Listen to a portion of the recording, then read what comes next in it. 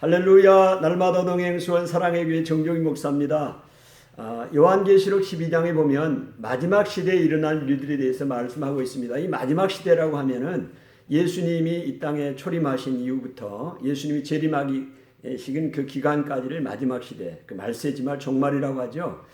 이때 일어날 영적인 일들에 대해서 요한계시록 12장 13장에 걸쳐서 잘 말씀해 주고 있습니다.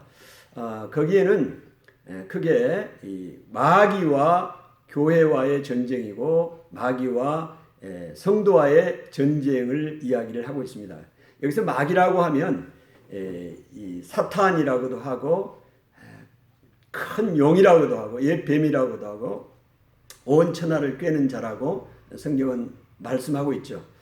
이사야서에 보면 하늘에서 하나님을 찬양하는 천사였습니다. 그러나 하나님을 대적하고 또 하나님처럼 되려고 하고 교만한 결과 이 땅에 쫓겨나게 된 존재가 마귀 사탄입니다.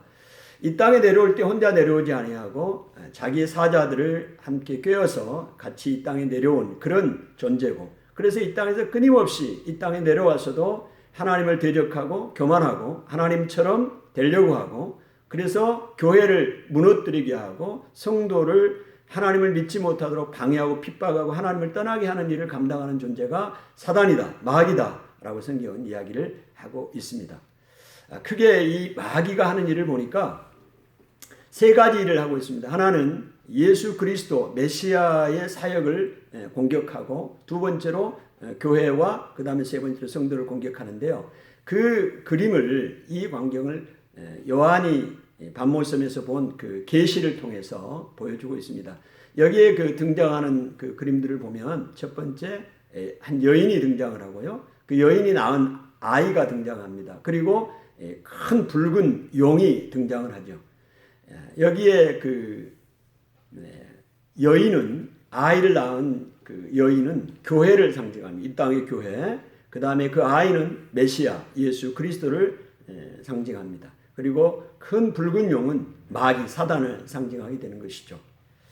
첫 번째, 메시아의 사역을 방해하고 공격하는 것을 보게 되는데, 이 여인이 아이를 임신하고 해산할 때가 됐습니다.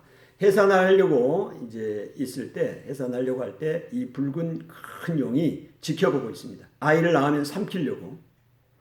그런데 하나님께서 이 낳은 아이를 하나님의 보좌 앞으로, 하나님 앞으로 올려갑니다. 그러니까 예수 그리스도가 이 땅에 오셔서 우리의 죄를 위하여 죽으시고 부활하시고 우리를 구원하시는 이 사역을 감당하지 못하도록 이 땅에 내려온 마귀가 그 일을 방해하려고 한 것이죠. 그러나 이 일에 실패를 하죠.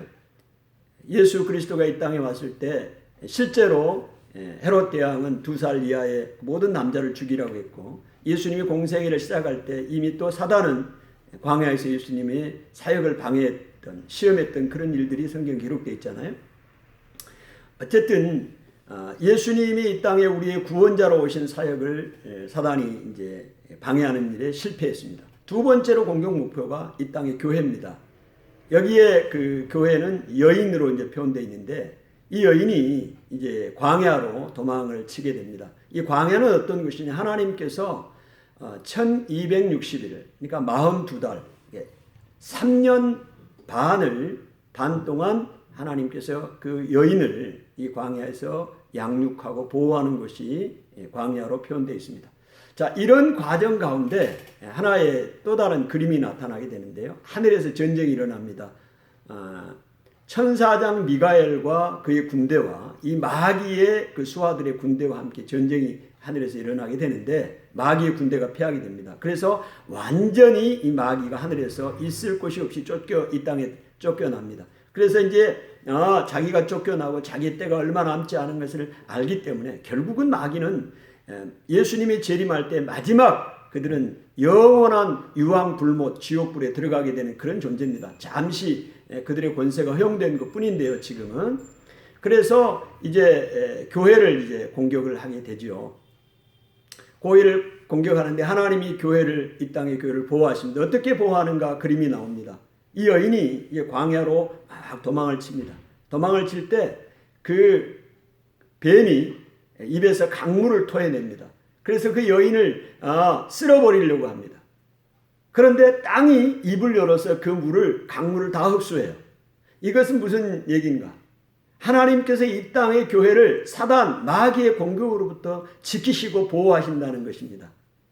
놀라운 일이죠. 그러니까 이 땅의 교회를 끊임없이 사단, 마귀는 공격하고 하나님 앞에 영광을 돌리지 못하고 복음을 전하지 못하도록 이 마지막 시대의 영적인 전쟁이 교회를 공격한다는 사실을 우리가 기억을 해야 되는 것이죠.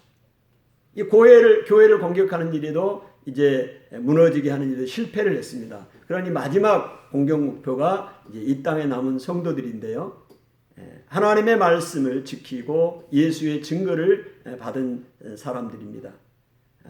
이 마귀가 성도를 어떻게 공격하는가 그 그림을 보여주고 있는데요. 이 마귀의 그 모습은 7개의 머리와 10개의 뿔을 가지고 있고요. 그 7개의 머리에는 왕관을 쓰고 있는 모습으로 나타납니다.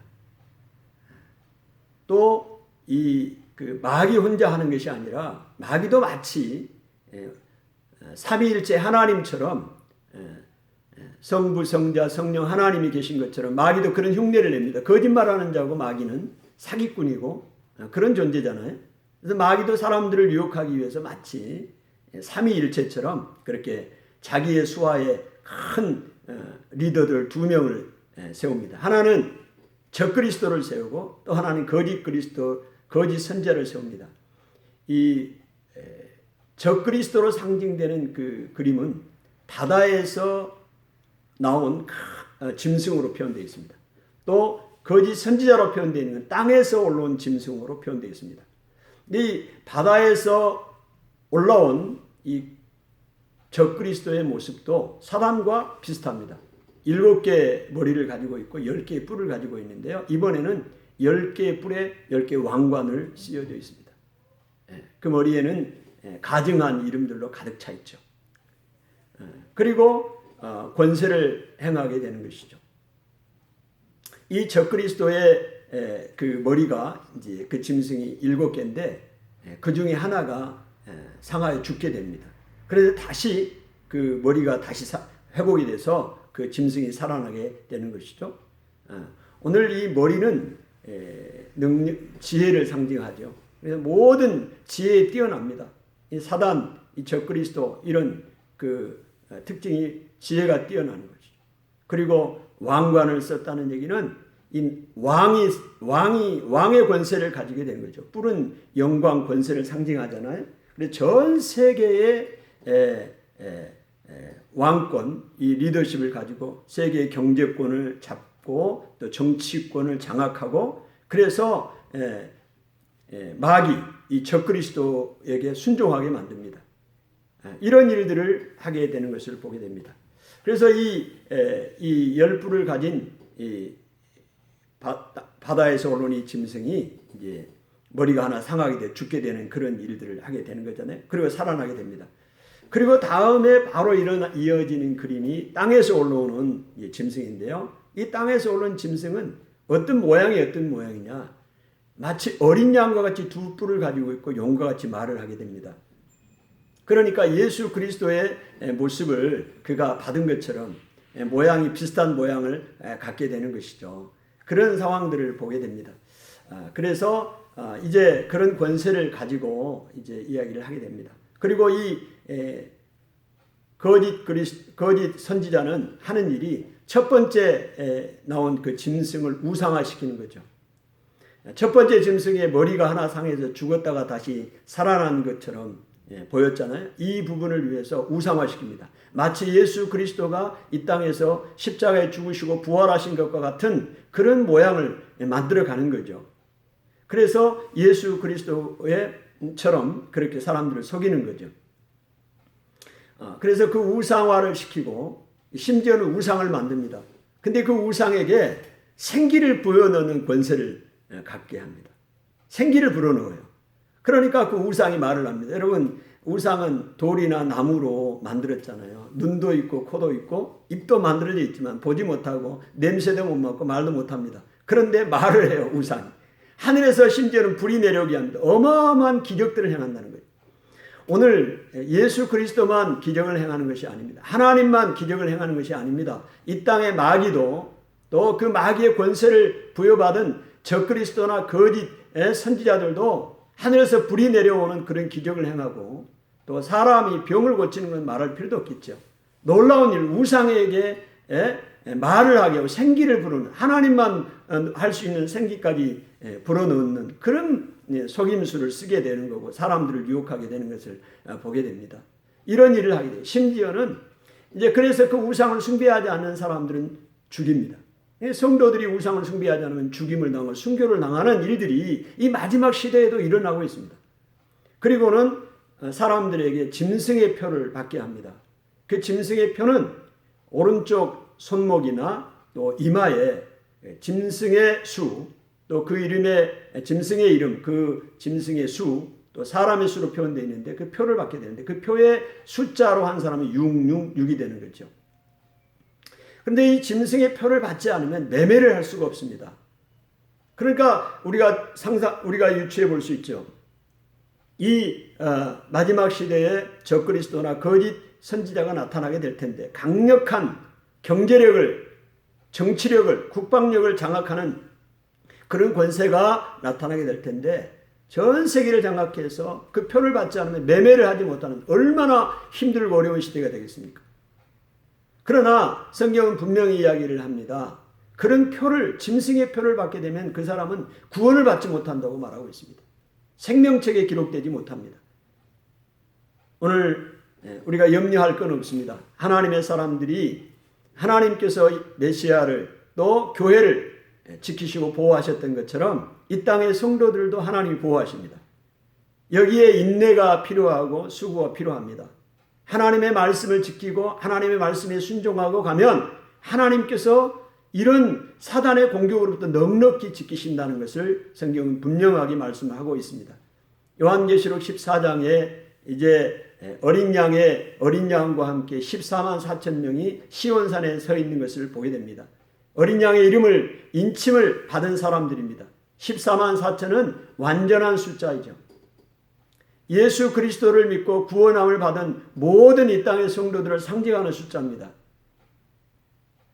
마귀의 표를 받지 아니하고 하나님의 자녀가 된 예수 그리스도의 이름으로 인친 그 사람들이 이제 시온산에서 하나님을 영광을 찬양하는 그날이 오게 될 것입니다. 승리하게 된다는 것을 말씀하고 있습니다.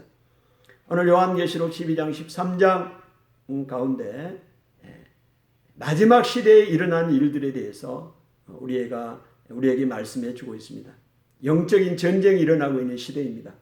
악한 마귀 사단은 지금도 동일하게 하나님의 교회를 공격하고 그래서 사람들이 교회에 오지 못하도록 만들고 또 사람들을 유혹해서 다 쾌락을 줬고 하나님을 믿지 못하게 만들고 세상을 쫓아가게 만들고 끊임없이 유혹하고 있다는 사실입니다. 또한 핍박을 통해서 성도들을 공격하기도 합니다.